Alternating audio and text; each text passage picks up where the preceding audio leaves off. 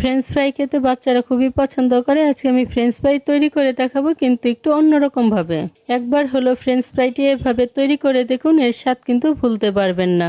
ভিন্ন স্বাদের এই ফ্রেঞ্চ ফ্রাইটি আমি কিভাবে তৈরি করেছি সেই রেসিপিটাই শেয়ার করছি।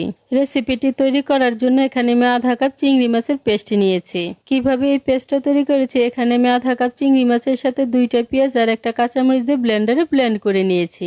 ফ্রেঞ্চ ফ্রাই তৈরি করবো, আলু তো লাগবে তাই না। এখানে আমি 3টি মাঝারি সাইজের আলু ফ্রেঞ্চ ফ্রাইয়ের মতো করে কেটে নিয়েছি। এখন এই আলুর সাথে দিয়ে দিচ্ছি তৈরি করে রাখা চিংড়ি মাছের পেস্ট, স্বাদ মতো লবণ আর 1 টেবিল চামচ কর্নফ্লাওয়ার দিয়ে সবকিছু ভালো করে মেখে নিচ্ছি।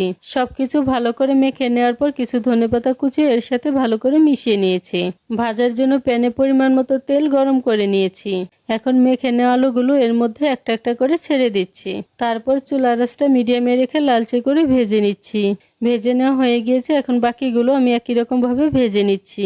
সবগুলো ফ্রেঞ্চ ফ্রাই ভেজে নেওয়ার পর উপর থেকে টমেটো সস দিয়ে সাজিয়ে পরিবেশন করে নিয়েছি। এখন বলেন, ভিন্ন স্বাদের এই ফ্রেঞ্চ ফ্রাই রেসিপিটি আপনাদের কাছে কেমন লেগেছে?